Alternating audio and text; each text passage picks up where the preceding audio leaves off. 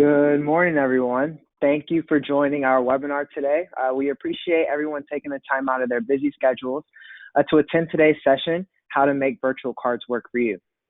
Today's session will be hosted by Senior Vice President Julianne Pless. She is the Vice President of Travel Solutions at CSI, and Jessica Kolb, who is the Manager of Fleet Administrations at BFC Solutions.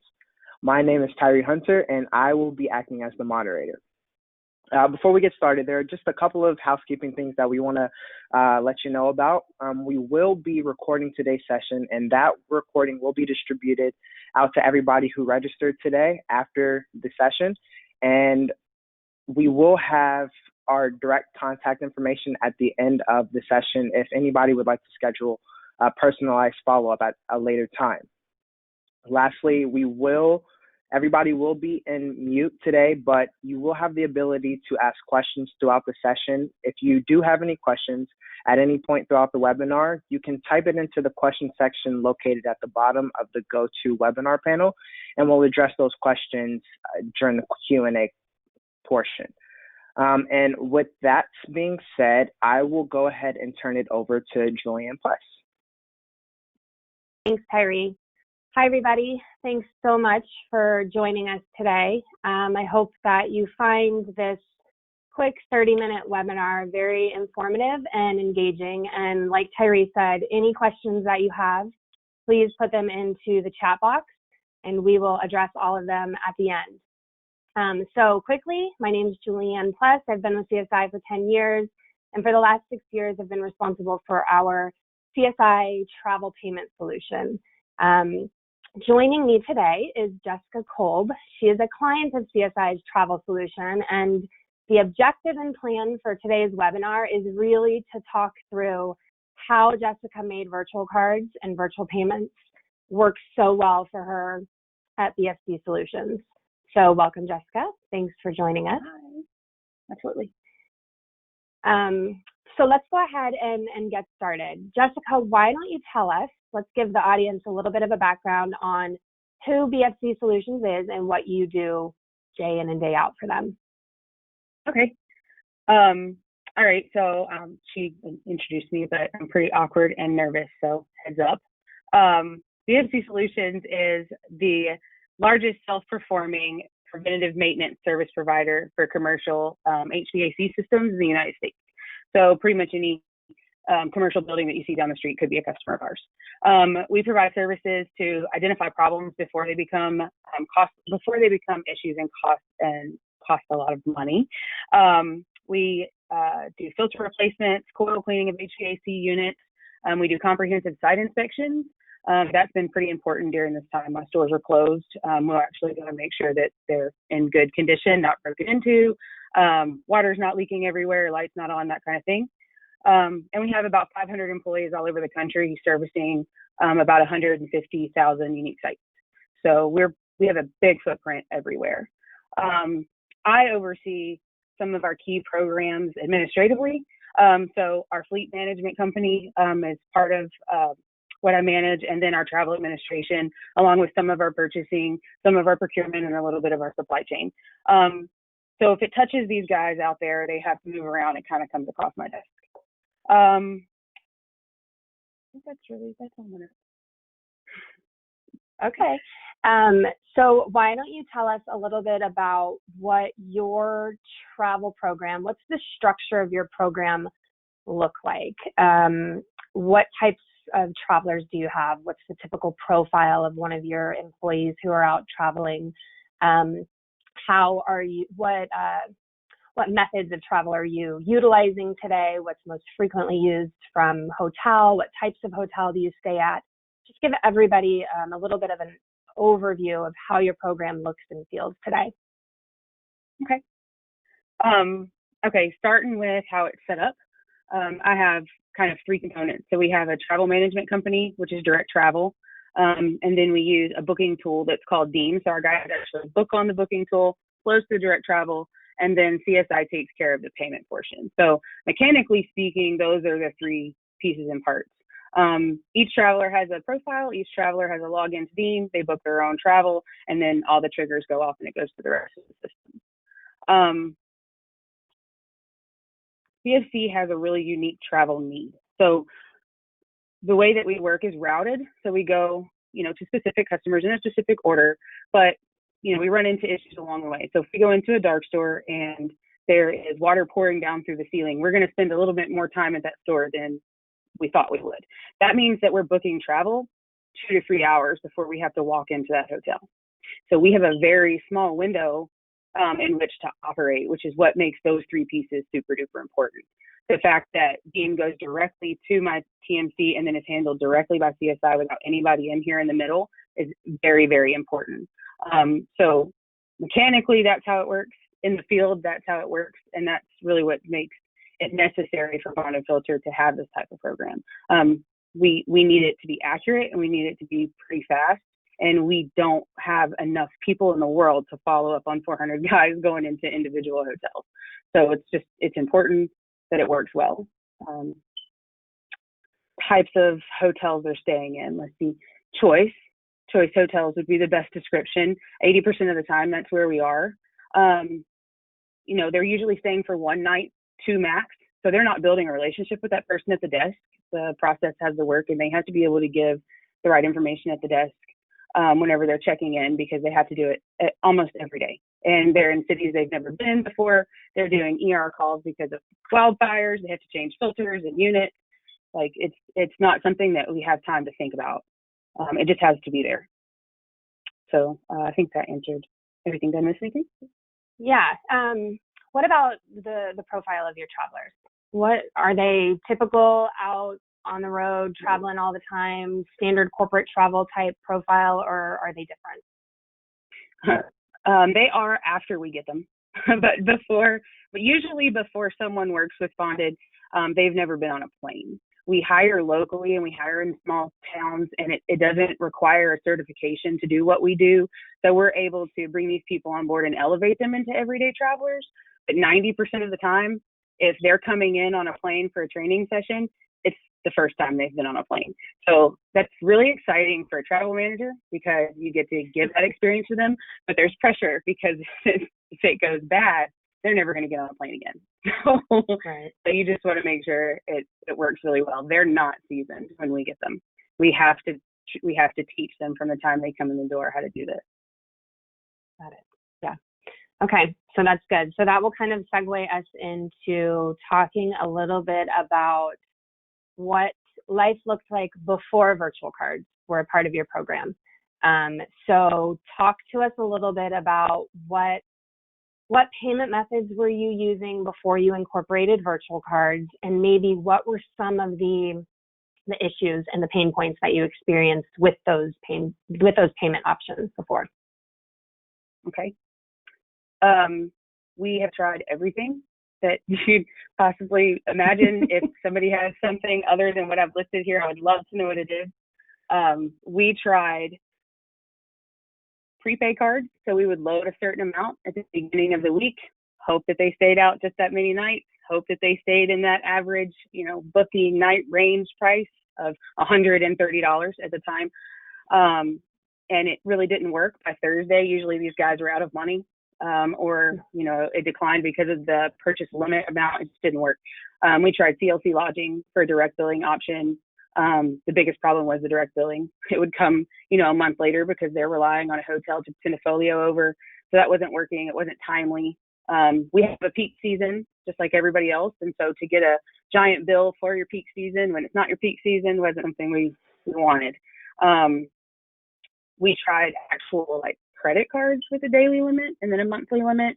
We ran into the same issues as P card wasn't the right one. There was a lot of after hours administration while they're standing at the counter trying to get them checked in. It caused us to have to hire people and bring on additional resources.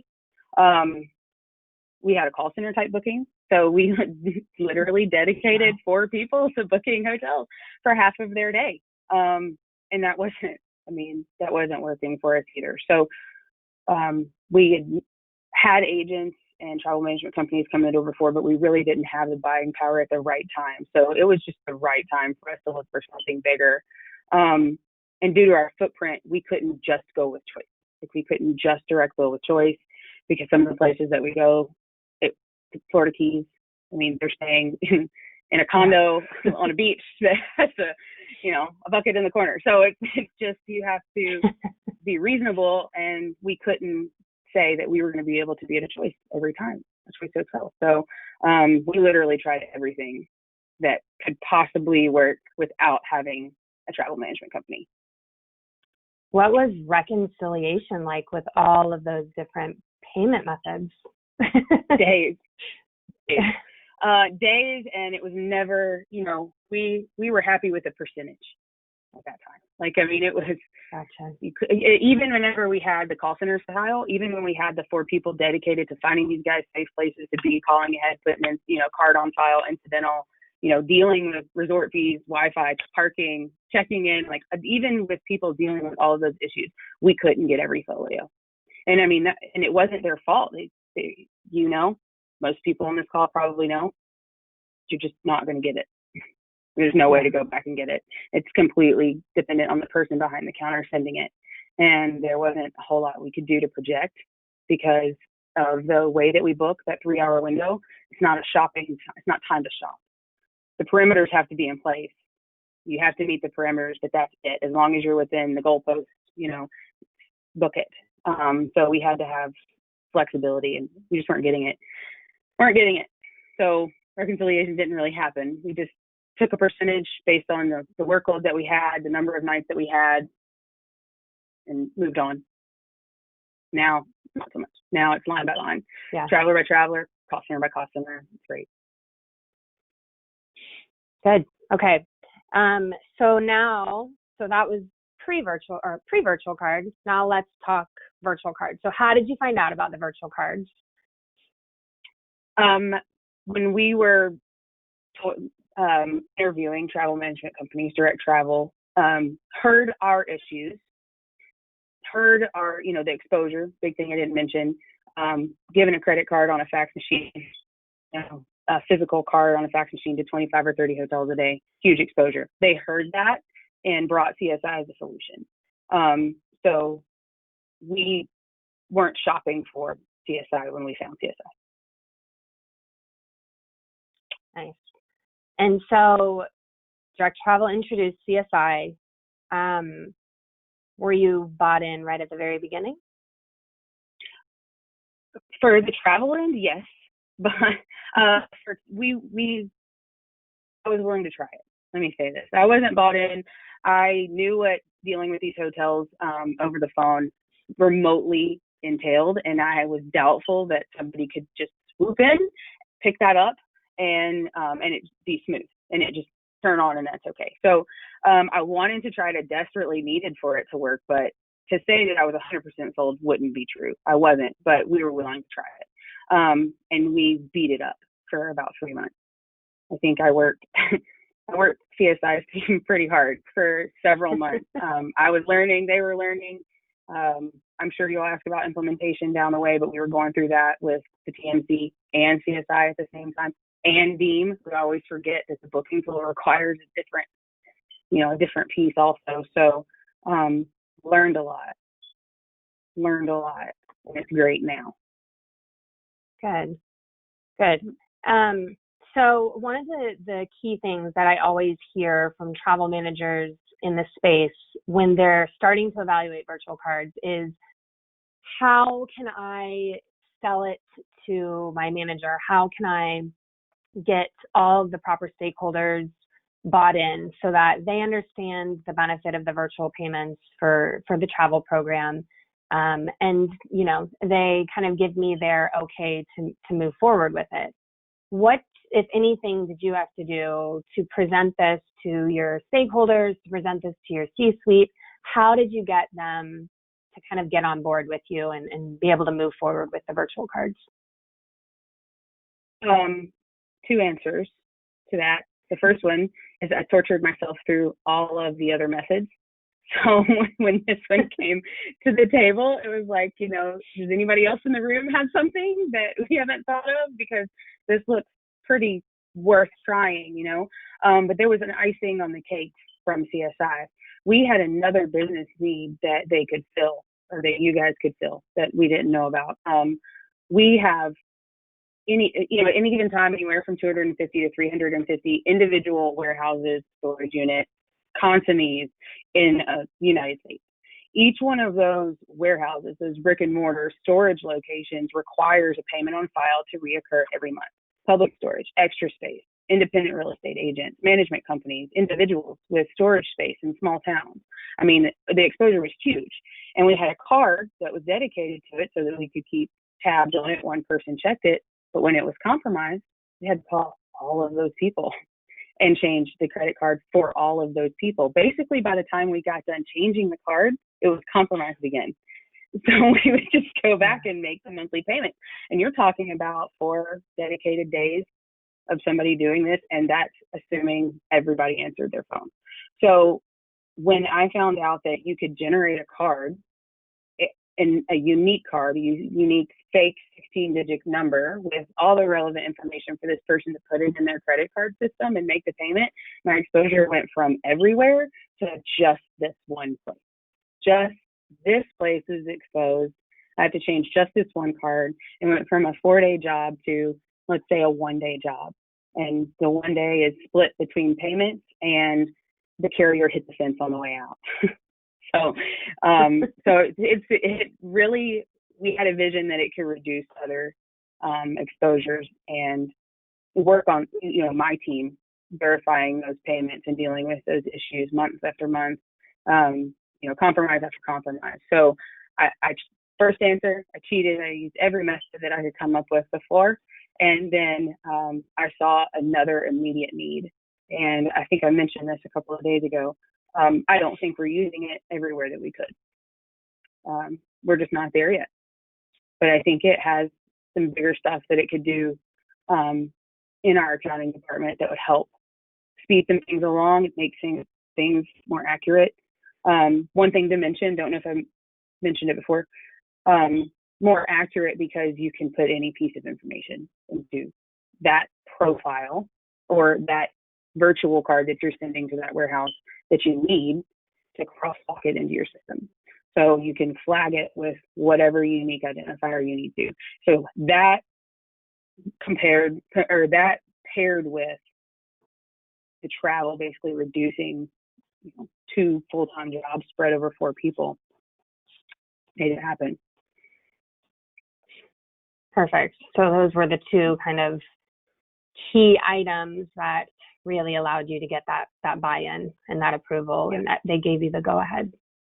They understood the workload that it caused. Yeah.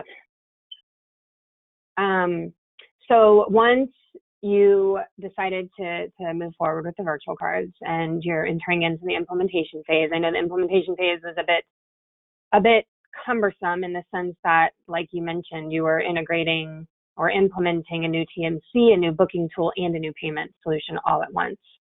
So, what were some of, we can get raw here, what were some of the pain points that were experienced during that process of implementing all 3 of those at one time? But then also, what did you find was the benefit of doing all 3 at the same time? I'll start with the benefit, was the Band-Aid's gone. You just did it, trucked through it, you checked all the boxes, you fixed all the problems, and the Band-Aid's gone. So going back, given the option, would do all 3 at the same time again. Pain point. I'm going to say twofold. I was pretty green to having a travel management company. So I thought that the information that I had on my travelers that worked for me would work for my travel management company. Not the case.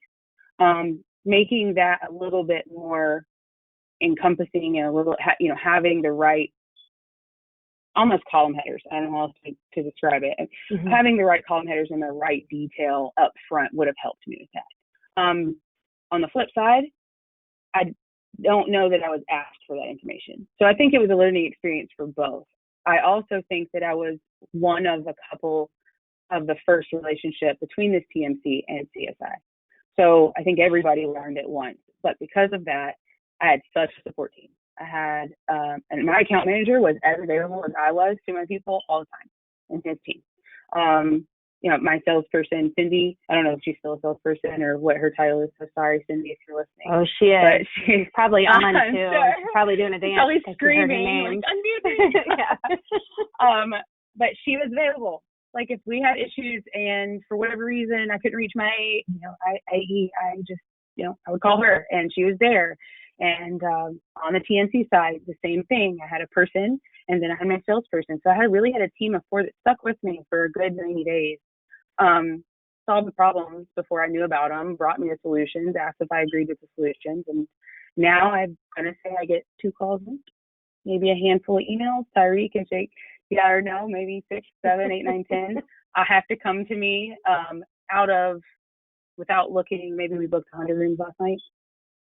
So I feel like it's a pretty low failure rate now. Heard it first, but you get through it. You have the right people. Yeah. And again, that half of that was me, just not having had a program like that before, not maybe asking all the right questions. Not knowing what you didn't know. Yes, that's right. Not knowing what I didn't know. Okay, so you guys have been up and running now for, I think we're coming up on 18 months? A year. A year. I think it would be almost 2 years. 2 years. Yeah, it would be 2 in the winter maybe. Okay. So what are some, travel managers out there are always looking for best practices, recommendations that they can implement to make, the rollout of a payment solution, if it's virtual cards or not, be as successful as possible. So from your experience over the last 2 years, what are some best practices that you developed within your department, within your, for your travelers that have really helped to smooth out and ease the process of using these virtual cards?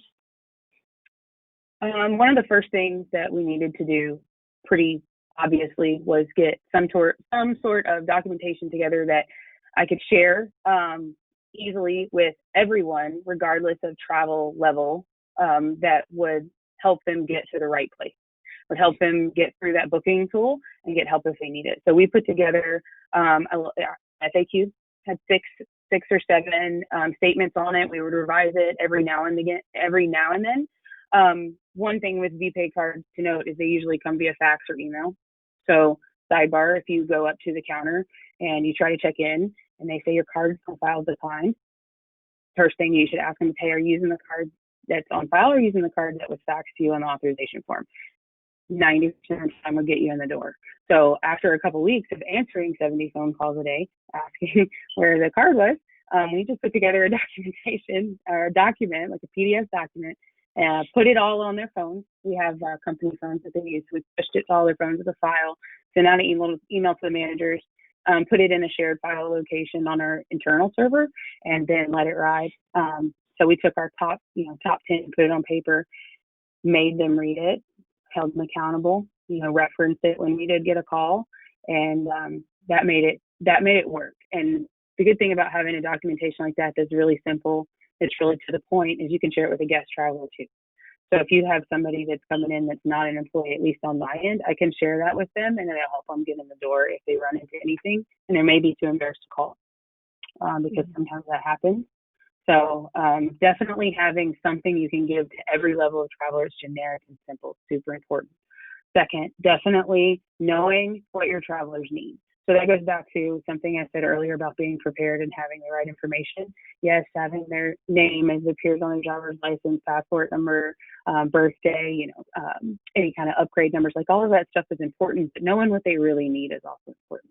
Prior to doing this, we averaged like $137 a night nationwide. That was, we just talked about 2 years ago. We averaged 89 before tax and fees now. And we didn't ask them to change their habits. We just set the parameters. We just brought them down. Now they are choice hotels. These are not, CC travelers. So I understand that there's different people out there, or different needs out there. But it worked for us. So definitely know what we need. Not with a bucket. What about from a reconciliation process for you? What are some best practices that you would suggest to other travel managers? Obviously, the data is super important, right? So making sure that the data elements that you're receiving or getting align with what you need to do for reconciliation. So what did that look like for you when it was, when it was time to determine what those data points were and verifying that it was coming over? So multiple questions kind of bundled into that. First, what data points did you determine were necessary for you to do your reconciliation? And then what did it look like from a testing and going live process to ensure that all of that came out for you and was reporting properly? Okay. I needed a unique identifier for every person.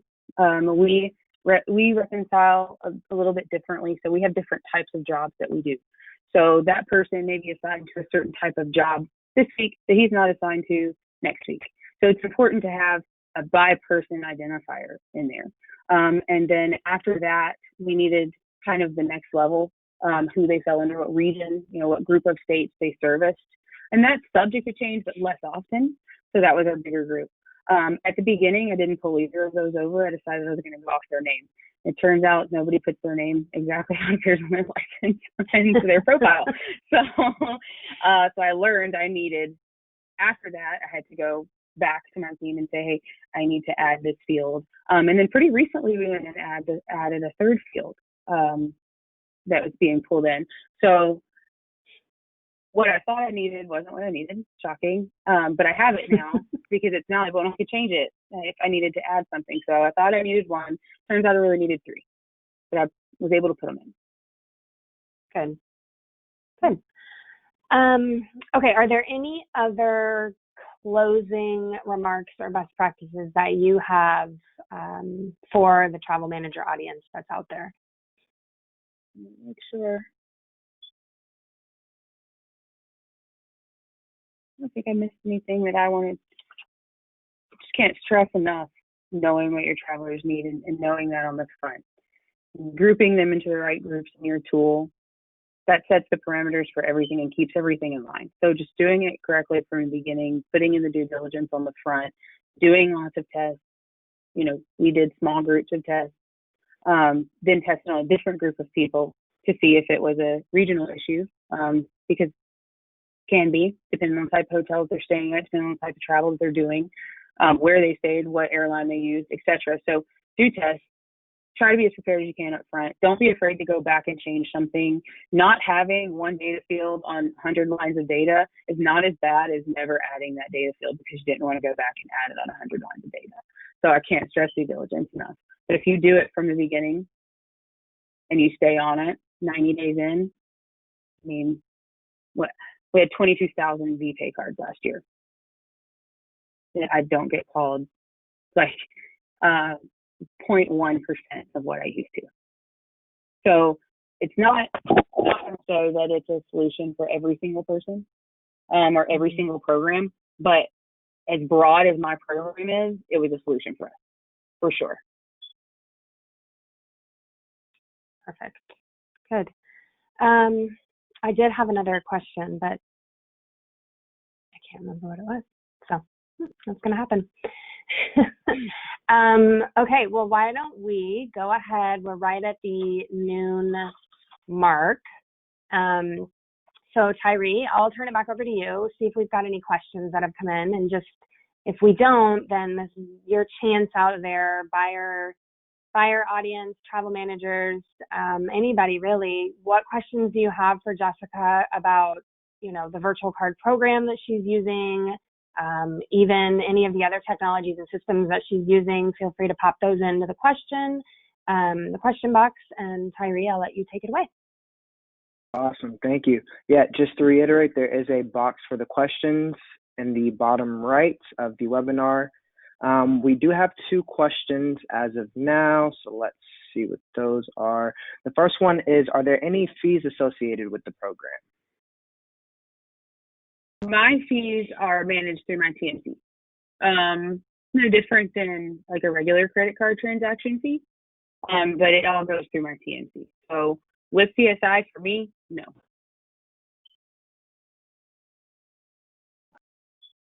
And then the next one, I think you guys kind of touched on it, but it deals with the standard data points during reconciliation. So what typical or standard data points are needed for reconciliation?